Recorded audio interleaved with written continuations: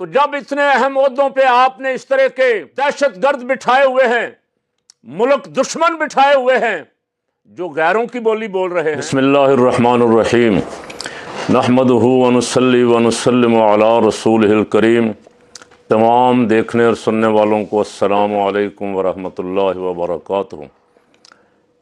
بدقسمتی سے آج پھر ایک بری خبر ہے، اور وہ ہے بلوچستان میں دہشت گردی کی بہت بڑی واردات، جس میں خبریں یہ آ رہی ہیں کہ ڈپٹی کمشنر کو قتل کر دیا گیا ہے، اور بہت سارے مقامات جو ہیں سرکاری بینک وغیرہ ان پہ قبضہ کر لیا گیا ہے۔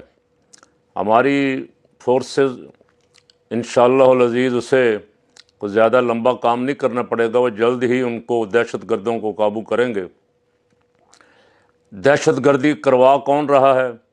اب جتنے خبر رساں ادارے ہیں، ایجنسیاں ہیں، ان کی خبر آپ پڑھ لیں کہ انڈیا بلوچستان میں اور خیبر پختونخوا میں دہشت گردوں کی پوری پشت پناہی کر رہا ہے۔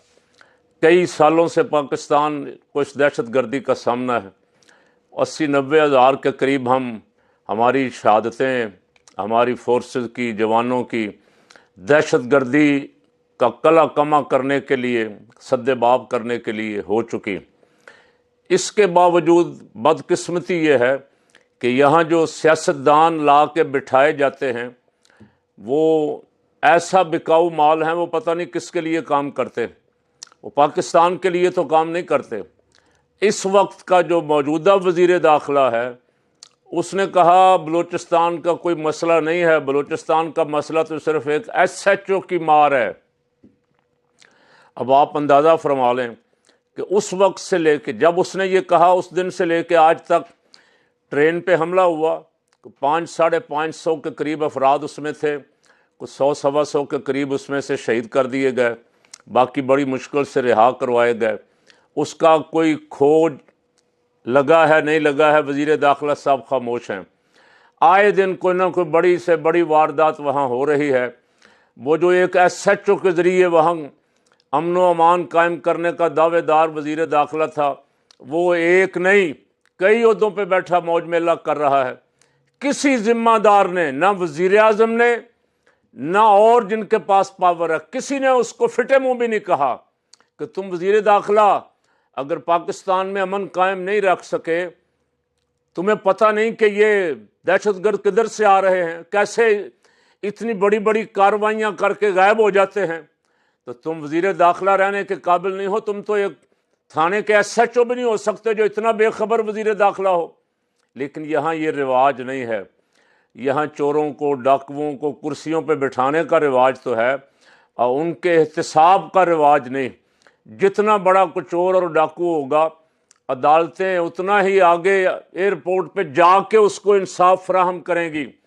جیل سے چھڑوا کے لے جائیں گے، کیسے لے جائیں گے یہ کسی کو خبر نہیں ہوگی، لیکن جیل واپس نہیں آنے دیا جائے گا، وہاں ایئرپورٹ سے ہی عدالت ایئرپورٹ پہ حاضر ہو جائے گی کہ حکم فرمائیں، ملک کے سب سے بڑے چور اور سب سے بڑے ڈاکو صاحب آپ حکم فرمائیں، جیسے آپ کہیں گے ویسے ہی ہوگا۔ تو پہلا سوالیہ نشان تو ان ایجنسیوں پہ ہے کہ جن کے ہوتے ہوئے اتنا بڑا حادثہ کیسے ہو گیا۔ بلوچستان کے چپے پہ ظاہر ہے کہ ہماری فورسز کے نمائندے، ہمارے اداروں کے نمائندے موجود ہیں۔ یہ خبر کیوں نہیں مل رہی کہ کہاں کہاں دہشت گرد بیٹھے ہوئے ہیں، اور وہ دہشت گرد وہاں کو آج نہیں آئے۔ آپ کو یاد ہے 70 کا قائد عوام ذوالفقار علی بھٹو 2 حکومتیں سرحد کی اور بلوچستان کی اس نے دہشت گردی کا الزام لگا کے ختم کی۔ اختر مینگل کے والد عطا اللہ مینگل وزیر اعلیٰ تھے بلوچستان کے، اور ادھر ANP عبدالولی خان کی پارٹی کا بندہ وزیر اعلیٰ تھا، اور دونوں حکومتیں ختم کر کے ان پہ دہشت گردی کا الزام لگا کے پارٹیاں بین کر دیں۔ وہ تو پھر ضیاء الحق کے دور میں جا کے سپریم کورٹ نے ان کو دوبارہ بحال کیا اور ان پہ جو جھوٹے الزامات سے ان کا خاتمہ کیا۔ تو یہ بہت دیر سے کچھ اپنوں کو دہشت گرد بنانے کی کوشش کی جا رہی ہے۔ جب آپ اپنوں کو بھی دہشت گرد کہیں گے، وہ بے وطن پاکستانیوں کو دہشت گرد کہیں گے، تو اس کا نتیجہ تو یہ ہوگا کہ پھر جو اصلی دہشت گرد ہیں وہ آپ کی نظر میں کوئی شے نہیں، وہ آپ کی نظر سے چھپے رہیں گے۔ اس لیے کہ آپ اصلی دہشت گردوں کا پیچھا کرنے کی بجائے آپ کے اپنے سیاسی مخالف آپ کے بنائے ہوئے دہشت گرد جو ہیں، آپ کی ساری قوتیں تو ان پہ لگ رہی، ان کا خاتمہ کرنے پہ لگ رہی۔ بہت افسوسناک واقعہ ہے، اس کی جتنی مذمت کی جائے کم ہے، اور تمام ذمہ داران کو کٹہرے میں لایا جانا چاہیے۔ یہ ذمہ داران اب نہیں بول رہے، یہ 2 سال بعد بولیں گے، 4 سال بعد بولیں گے، 10 سال بعد بولیں گے۔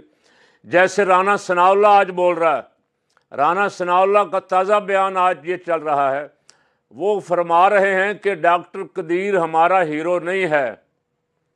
تو جب آپ کی حکومت تھی 98 میں، جب ڈاکٹر قدیر نے دھماکے کیے اور ہر جگہ آپ نے اس کی تصویر وزیر اعظم کی تصویروں کے ساتھ لگائی ہوئی تھی، تو رانا صاحب اس وقت آپ کی آنکھیں بند تھیں، اس وقت آپ کو نظر نہیں آیا کہ یہ ہمارا ہیرو نہیں ہے؟ جس جنرل مشرف نے آپ کی حکومت کو چلتا کیا، چھٹی کروائی، فارغ کر کے جیل میں بند کیا، اسی مشرف کا مسئلہ تھا ڈاکٹر قدیر خان سے۔ تمہارا کیا مسئلہ تھا؟ تم اس کی مشرف کی بولی بول رہے ہو، قوم کی بولی نہیں۔ میں نے کل بھی عرض کیا تھا کہ پاکستانی قوم کا ہیرو ڈاکٹر عبدالقدیر خان ہے۔ آپ 1000 نئے نئے ہیرو بنا کے پیش کرتے رہیں، پورے صفحے کے اخباروں کے اشتہار دیتے رہیں، آپ بڑی بڑی فلیکسیں سارے شہروں میں لگوا دیں۔ قوم جعلی ڈیزائنروں کو نہیں مانتی، قوم مانتی ہے تو ڈاکٹر عبدالقدیر خان کو مانتی۔ رانا صاحب قوم کو بتائیں کہ رانا صاحب کو کیا تکلیف۔ رانا تو 6-7 مئی کو جب انڈیا نے ہم پہ حملہ کیا تو رانے کا بیان سارے میڈیا پہ چلا کہ اگر انڈیا نے اب کچھ نہ کیا تو ہم بھی کچھ نہیں کریں گے، ہم جوابی حملہ نہیں کریں گے، جواب بھی نہیں دیں گے۔ رانا صاحب کی ہوا تو اس دن نکلی ہوئی تھی، لیکن کاش ان رانوں کو، ان خواجوں کو لا کے بٹھانے والوں کی آنکھیں بھی کھل جائیں۔ چلیں، اور نہیں، آپ کی کسی سیاسی جماعت سے دوستی ہوگی، کسی سے دشمنی ہوگی، لیکن پاکستان کا مفاد تو دیکھیں کہ پاکستان کے مفاد کی خلاف ورزی کون کر رہا ہے۔ این جنگ کے دنوں میں جو انٹرویو خواجہ آصف کا چلا بین الاقوامی اخبارات میں، وہ یہ تھا کہ بدقسمتی سے یہ دہشت گرد ہم نے پالے ہوئے ہیں، کئی سالوں سے ہم ان کی پرورش کر رہے ہیں، کسی نے نہ اس خواجے کو پوچھا، نہ اس کی وزارت گئی، نہ غصے کا اظہار کیا، بلکہ ایک دوسرے کو مبارکباد میں بھی دیے جا رہے ہیں، اور یہ بھی کہہ رہے ہیں کہ ہمیں ہیرو مان لو۔ ڈاکٹر قدیر بھی ہیرو نہیں ہے۔ کل رانا صاحب یہ بھی کہیں گے ایئر فورس جس نے انڈیا کو دھول چٹائی، انڈیا کے 6 طیارے مار گرائے اور پوری دنیا میں صفِ ماتم بچھائی، یہ ایئر فورس والے بھی ہمارے ہیرو نہیں ہیں، یہ کہیں گے۔ آپ بھی اور میں بھی یہاں ہی ہوں، اللہ تعالیٰ آپ کو سلامت رکھے۔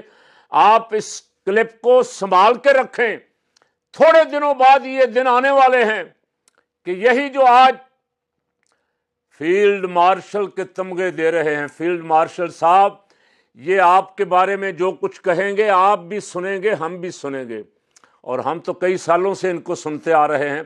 یہ جن کے بوٹ چاٹتے ہیں، پھر انہی کے خلاف جو کچھ یہ کہتے ہیں، وہ گجرانوالہ جلسہ میں آپ نے سنا، وہ مریم کے جلسوں میں آپ نے سنا، وہ پرویز رشید کی تقریروں میں آپ نے سنا، وہ خواجہ آصف کی اسمبلی والی تقریروں میں آپ نے سنا۔ تو جب اتنے اہم عہدوں پہ آپ نے اس طرح کے دہشت گرد بٹھائے ہوئے ہیں، ملک دشمن بٹھائے ہوئے ہیں جو غیروں کی بولی بول رہے ہیں، تو پھر ملک میں دہشت گردی تو ہوگی۔ اللہ تعالیٰ اس ملک کو سلامت رکھے، ان دہشت گردوں سے محفوظ رکھے۔ پاکستان اپنی پاک فوج کے ساتھ کھڑا ہے، اور جو دہشت گردوں سے لڑ رہے ہیں جوان، ان کے ساتھ کھڑا ہے۔ دہشت گرد خواہ بلوچستان میں ہوں، خیبر پختونخوا میں ہوں، ان کا قلع کما کرنا چاہیے، لیکن ان دہشت گردوں کے نام پہ یا ان کی آڑ میں اپنے سیاسی مخالفین یا سیاسی ورکروں کے خلاف کارروائیاں نہیں کرنی چاہیے، اس سے آپ کا مقدمہ کمزور ہوگا۔ اللہ تعالیٰ آپ کو بھی ہمیں بھی اس پاکستان وطن عزیز کی حفاظت کی توفیق عطا فرمائے۔